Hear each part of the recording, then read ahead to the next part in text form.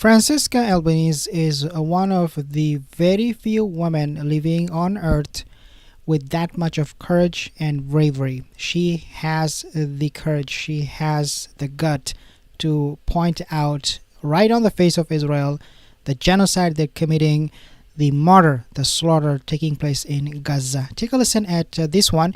She was giving an interview with Krishna from Channel 4 News. I want to ask you precisely about the legality of what is going on now, because Israel says it is targeting Hamas terrorists, and it says that anybody else killed is a regrettable byproduct of war. Now, what is the legality of what they are doing if they are indeed targeting people they regard as Hamas? Let's pause for a second, Krishnan. 18,000 children being a regrettable outcome of war? It stinks as a lie. And let me tell you, 500 years of genocide have been, of settler colonial history have been supported by this kind of argument that there is always someone who's barbarians as a terrorist. Again, I do not want to downplay the risks that Israel has faced or might still face, but nothing justifies a genocide. And the destruction of life that has taken place over the last 16 months in Gaza, all schools, all hospitals, farming land, and most of the houses. What is this? Why did Israel had to do that? In another situation, would you call a state that hits intentionally and voluntarily hospitals, that starves an entire defenseless population, because this is what it is, would you call it an outcome of war? It's your use of the word intentionally there that Israel disputes, isn't it? That they say they are not intentionally hitting civilian targets. What are they are intentionally hitting Hamas targets. So what is the legal... And that's how they say everything we're doing is legal. So what is your legal analysis of that? Okay.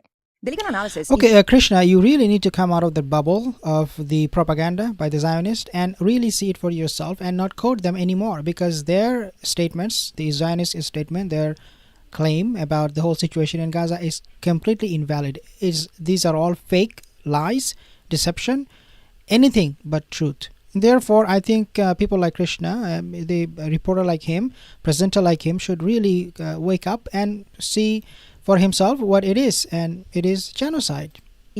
Let's assume that it's a conflict, right? In a conflict, there are rules. And there are a principle of military necessity that Israel claims to have. Well, it is to provide evidence. It is to take precautions. It is to respect the principle of proportionality in every action it takes. How it's possible that in 16 months it has killed 50,000 people and leveled to the ground the entire Gaza Strip? Very little remains, not enough to resume life. Again, this is not the first time that a power justifies its action, its devastation, in terms of self-defense or in terms of an action motivated by annihilating the terrorists. This is not the point, but there are rules to spare life, to preserve the sanctity of life, and there are obligations. Look, again, this is not debatable. My intention is not to debate whether it's genocide or not. This is past. We have failed to prevent genocide, and it's not just me saying that. The entire human rights community, there is a wall-to-wall consensus that Israel is committing genocide. Like 2 years ago, there was a wall-to-wall consensus that Israel was maintaining an apartheid regime. And I take it that it's very sensitive for politicians to deal with it. But there are 2 Israeli leaders who are wanted for war crimes and crimes against humanity, including starvation. So even if we don't go to genocide analysis, why member states like the UK have not honored their international obligations to intervene and stop crimes, including because in January 2024, the International Court of Justice, 3 months into this military assault, had concluded that there was a plausibility of risk of genocide. Okay, so let's explain your conclusion that this is genocide. Yeah. Because, I think most people think, well, it's not up to you to decide that this is genocide, it's up to a court of law. But so can you walk me towards your conclusion? But it's not true. That's not true, because otherwise we would... Okay, let me start from the beginning. So, because I understand, look, I want to also talk about my journey, because I was not convinced at all that it was genocide. I've been probably among all special rapporteurs, I've been the most reluctant to use that term. And it has taken me weeks to do that because and many Western people, for me, genocide was the Holocaust or Rwanda with very specific industrial characteristics. But let me tell you, genocide is not defined by personal opinions or historical precedents.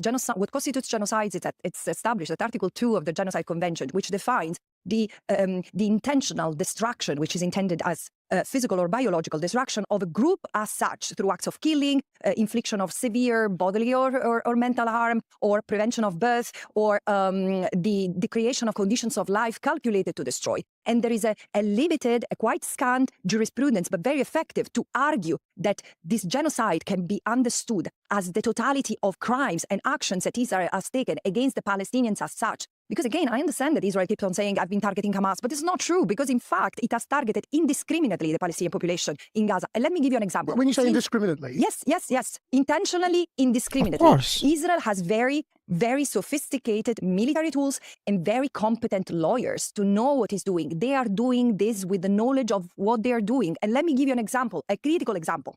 Since October, I've been documenting what has happened in terms of killing, destruction of hospitals, schools, this total siege that has been declared over Gaza. Because let's not forget, on the first day after October 7, the former Minister of Defense, who's wanted by the ICC for war crimes and crimes against humanity, said we are dealing with human animals, and they will have no water, no food, no medicine, no electricity. This was already for many the expression of genocidal intent. And this leads to the application of the genocide framework. You know why I dispute what you are saying, which is the sentiment of many. So it's, of course, I understand, is that the Genocide Convention has three obligations: to prevent, to stop, and then to punish genocide. So the court intervenes on that last obligation. But how do we prevent genocide if we don't see that happening?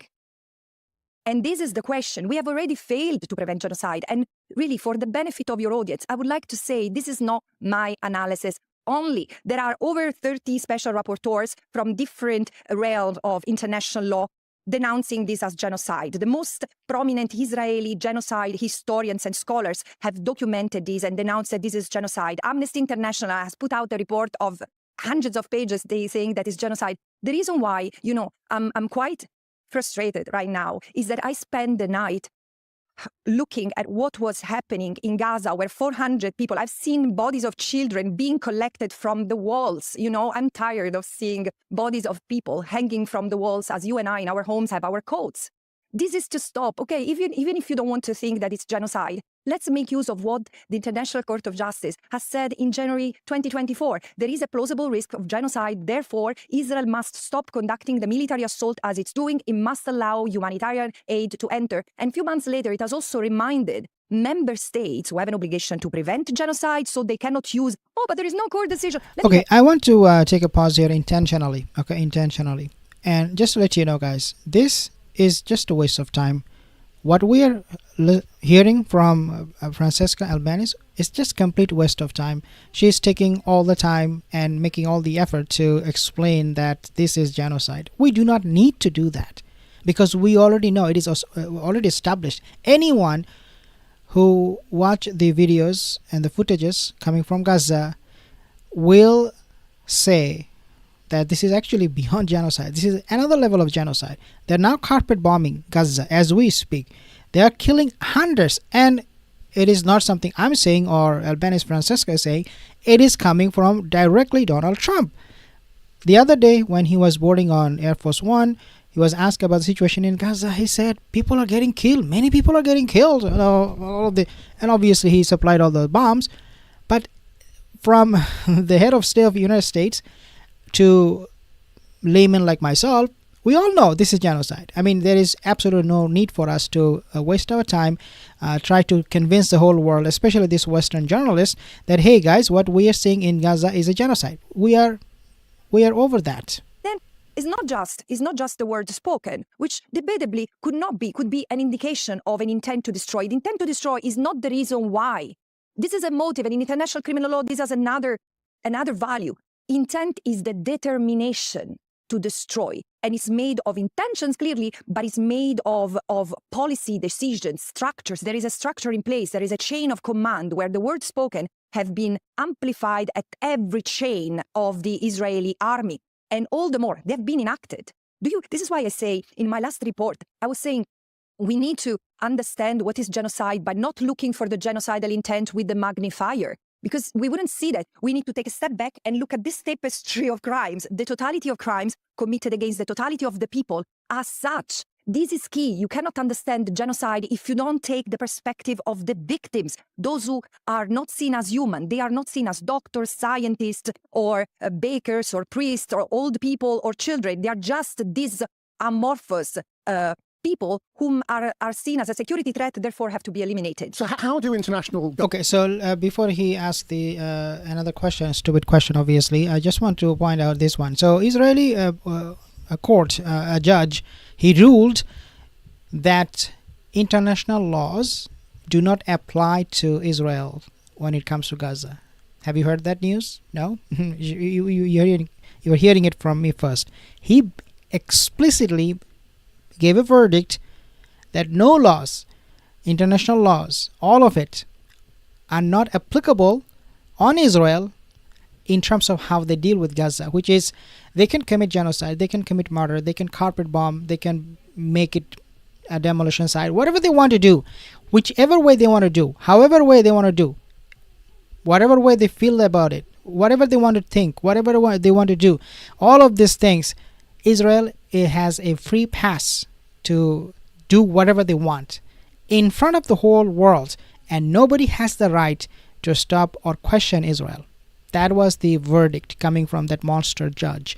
If you haven't heard about it, you can Google it and find out yourself. I want to play the video and see what he will be asking her the next question. Are seen as a security threat, therefore have to be eliminated. So how do international governments in the West respond to you when you make these arguments? Do they meet you for a start? Do you get to talk to the people at the highest level of government in Western capitals? And how do they respond to your... It depends. It depends. There are certain countries whose leaders have held a posture of willful blindness to the facts that have to be considered in order to make a legal determination of the reality on the ground. Was October the 7th, the attack, an act of genocide? Or did it have genocidal intent? Okay, I'm sure he did not read the report coming directly from IDF about the October 7th attack. Now they have reduced the count of casualties on October 7th from 1,200 to 370 plus. He is not reading those reports. I mean, even if he does, he would not mention anything about it, just like Piers Morgan. Okay, Krishna, some people say, oh, he's a nice reporter. I'm talking about the guy, Francesca Albanese talking to, this guy. But again, his questioning is so like Piers Morgan. Same question. Oh, October 7, 1,200 people got killed. Evil, evil, evil. But they never, ever, ever update themselves with the news coming not just from Palestinian authorities or the International Criminal Court or from those experts and analysts, but also coming from IDF, from Shin Bet themselves. They do not ever want to get over the number 1,200, which IDF themselves revised it and found to be a lot more than what actually happened, which is again 370. Unbelievable journalism. These people are just wasting their time and everybody else's time, really. I don't think so, but war crimes were committed against Israelis. There is no doubt about that. So what's the difference? The difference is the intent to destroy a people as such. Is that not clearly what they were trying to do on October the 7th? So, weren't they just killing anybody they saw? Look at the interesting posture you're taking here. You are questioning me on whether 16 months of assault on a population where the 70% of the victims have steadily been women and children. From October 2023 to March 2025, the victims in Gaza have steadily been women and children. And still, you ask me to give you the evidence of genocide. But it is because he's a Western journalist. This is what he does. They push you for all the wrong, all the irrelevant topics. And in this case, the irrelevant topic, the irrelevant question, not the topic, but the question is this a genocide? It is completely irrelevant in today's discussion. It is a genocide. We do not need to talk about this anymore. But this is what they push for. Some reporters will push for, okay, sure, let's talk about Hamas. They're responsible for all of these 50,000 people dead in Palestine, right? They are responsible. If that doesn't work, obviously that works every time, and these journalists, these reporters, have absolute no shame. Then the next thing they will do is, oh, you are actually using a rhetoric that will inflate anti-Semitism.